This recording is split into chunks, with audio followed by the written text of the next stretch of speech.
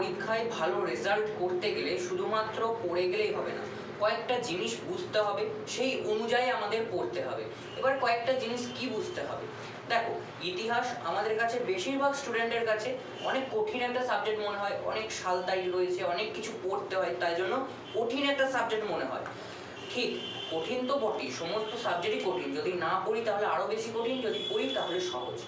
এবার দেখো, ইতিহাসে ভালো রেজাল্ট করতে হলে আমাদের বছরের শুরু থেকেই, অর্থাৎ তোমরা যারা 2027 সালে মাধ্যমিক পরীক্ষা দিতে চলেছো, তোমরা যারা ক্লাস নতুন 10-এ উঠেছো, তোমাদের এই বছরের প্রথম থেকে কিছু বিষয়ের ওপর গুরুত্ব দিয়ে যেতেই হবে। ইতিহাসের শর্ট প্রশ্ন কত নম্বরে আছে? শর্ট প্রশ্ন বলতে এমসিকিউ, এসিকিউ, ম্যাচিং, তারপর সত্য মিথ্যা সমস্তটাকে বোঝাচ্ছে। টোটাল 36টা নম্বর তোমাদের এই শর্ট প্রশ্নে 36টা নম্বর থাকবে। 36 নাম্বার কোথা থেকে তোমরা যদি ভালো করে পড়ো তাহলে কিভাবে তুলবে? দেখো, প্রথমেই বলে রাখি, এই 36 নাম্বার তোমাদের ডিপেন্ড করছে বছরের শুরু থেকে কেমনভাবে তোমরা এই টেক্সট বইটাকে পড়েছো। তুমি এখন থেকে সাজেশন করে লাফাবার কোনো দরকার নেই, বা লাফিও না, ঠিক আছে? এখন শুধুমাত্র টেক্সট বইটা পড়ো, তোমার কাছে যে টেক্সট বই রয়েছে সেই টেক্সট বইটা পড়ো। এবার প্রশ্ন, টেক্সট বই কেমনভাবে পড়বো? টেক্সট বই এমনভাবেই পড়ো যাতে একেবারে পুরোটা মুখস্থ করার দরকার নেই, ঠিক আছে? যখন পড়বে 2-3 বার একটা অধ্যায়কে রিডিং দাও, একটা বিষয়কে রিডিং দাও, সেখানে দেখো কোন বিষয়টা গুরুত্বপূর্ণ আছে সেটাকে হাইলাইট করো। যেখানে কোনো ঐতিহাসিক মন্তব্য করেছেন, যেখানে ডবল কোটেশন দেওয়া রয়েছে, বইয়েই দেখবে কোনো যে কোনো লাইন যদি গুরুত্বপূর্ণ থাকে সেই সমস্ত লাইনগুলোকে বোল্ড করা থাকে, সেই সমস্ত লাইনগুলোকে একটু বেশি মনে রাখার চেষ্টা করো। এখন থেকে যদি টেক্সট বইটা এখন থেকে ভালো করে যদি পড়ো, ঠিক আছে, তাহলে দেখবে এই 36টা নম্বর তোলা কোনো ব্যাপারই নয়। যত কঠিন প্রশ্ন আসুক তুমি পারবে, বাকিরা না পারো তুমি পারবে, কারণ তুমি গোটা টেক্সট বইটা, গোটা বছর ধরে টেক্সট বইটা খুব ভালোভাবে ফুটিয়ে পড়েছিলে। সত্য মিথ্যা থেকে শুরু করে যেখানে ছাত্রছাত্রীদের একটু ভুল হয়ে যায়, ব্যাখ্যামূলক প্রশ্ন, তারপর ম্যাচিং, যেগুলোতে বেশি ভুল হয় সেগুলোও দেখবে তোমার কারেক্ট অ্যান্সার হবে, একেবারে ভুল হবে না যদি টেক্সট বইটা এখন থেকে খুঁটিয়ে পড়ো। তাহলে এটার জন্য আমাদের স্ট্র্যাটেজি হবে টেক্সট বইটা খুঁটিয়ে পড়বো, ঠিক আছে? বছরের প্রথম থেকে টেক্সট বইটা আমরা খুঁটিয়ে পড়বো। এবার চলে এসো 2 নম্বরের যে প্রশ্নগুলো। 2 নম্বরের প্রশ্ন আমাদের টোটাল 11টা করতে হয়, 11 দুগুণে 22 নম্বর, টোটাল 22 নম্বর আমাদের এখানে থাকবে। এই 22 নম্বর আমরা কীভাবে পাবো? এখানে বলে রাখি, তোমরা যদি টেক্সট বইটা পড়ো, সেখান থেকে যদি উত্তর বানিয়ে লিখতে পারো, গুছিয়ে একেবারে সঠিক তথ্য দিয়ে যদি গুছিয়ে ভালো করে লিখতে পারো, তাহলে অবশ্যই সেখান থেকেই বানিয়ে খুব ভালোভাবে লিখতে পারবে। নচেত তোমরা যে সহায়িকা বই ফলো করছো সেই সহায়িকা বই থেকে 2 নম্বরের প্রশ্নগুলো একটু ভালোভাবে করার চেষ্টা করো, এবং তার থেকেও যেটা গুরুত্বপূর্ণ বিষয়, স্যারেদের নোটস ফলো করো, ঠিক আছে? স্যারেদের নোটস মানে যে স্যাররা যে টিউশন, যেখানে টিউশন পড়ছো সেখানেই যে নোটস পাবে সেই নোটসগুলো একবার করে না ভাই ফলো করো, ঠিক আছে? এরপর দেখো 4 নম্বরের প্রশ্ন। 4 নম্বরের প্রশ্ন আমাদের করতে হয় 6টা, 4 6 24 নম্বর। এখানেও কিন্তু নাম্বার ভালো রকম নাম্বার আছে, হিউজ পরিমাণে নম্বর রয়েছে। এইটার জন্য কি করব?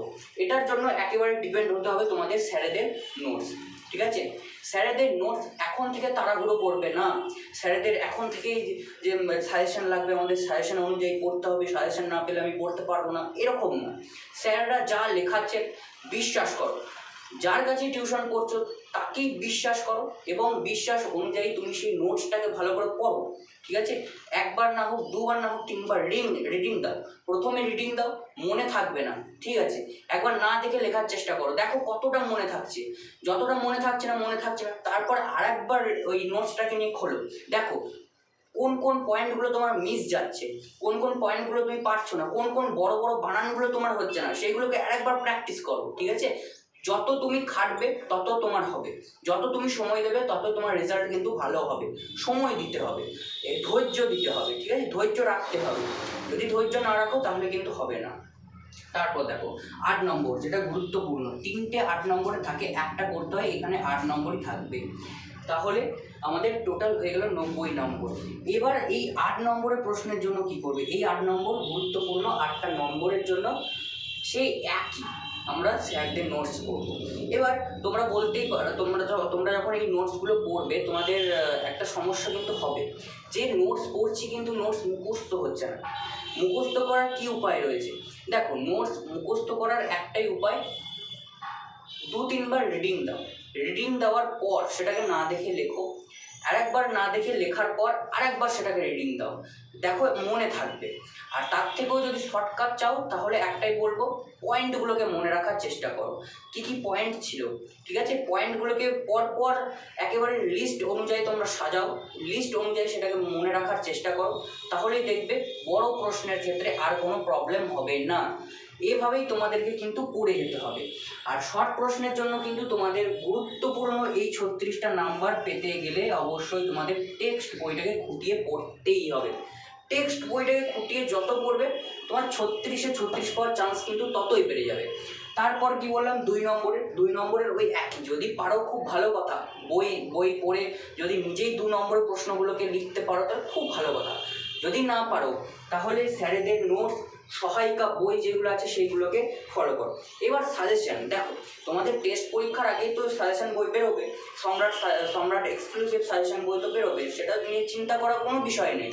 স্যারদের, তোমরা যেখানে টিউশন পড়ছো তাদের কাছে তোমরা সাজেশন পাবে, তাহলে সাজেশন করে করে এত লাফাবার দরকার নেই। বছরের প্রথম থেকে টেক্সট বইটাকে খুঁটিয়ে পড়ো, স্যাররা যা লেখাচ্ছেন সেইটাকে পড়ো, সেইটা পড়লেই তোমাদের যথেষ্ট। এখন অতটা চাপ নেওয়ার দরকার নেই, আস্তে আস্তে আমরা যত চাপ আসবে তত নেওয়া ভালো, কিন্তু বছরের প্রথম থেকে বেশি চাপ নেওয়াটা কিন্তু একেবারেই ঠিক নয়। তো এইরকম আস্তে আস্তে পড়ে যাও, এইরকমভাবেই পড়ো, আর বইটাকে ভালো করে খুঁটিয়ে পড়ো, তাহলেই দেখবে রেজাল্ট ভালো হবেই। ঠিক আছে, ভয় খাওয়ার কোনো দরকার নেই, স্যাররা যা লেখাচ্ছেন বিশ্বাস করে সেই স্যারদের নোটসটাকে পড়ে যাও, তাহলেই ভালো রেজাল্ট হবে। আর এই রকমভাবে পড়ো, একটু সময় দাও, একটু ধৈর্য দাও, তাহলেই দেখবে অবশ্যই ভালো রেজাল্ট হতে বাধ্য। কেউ তোমাকে ভালো রেজাল্ট করা থেকে আটকাতে পারবে না। শুধু একটু রুটিন মেনটেন করে পড়ো, ডিসিপ্লিন মেনটেন করে পড়ো, তাহলে দেখবে ইতিহাসে খুব সহজেই ভালো রেজাল্ট করা সম্ভব।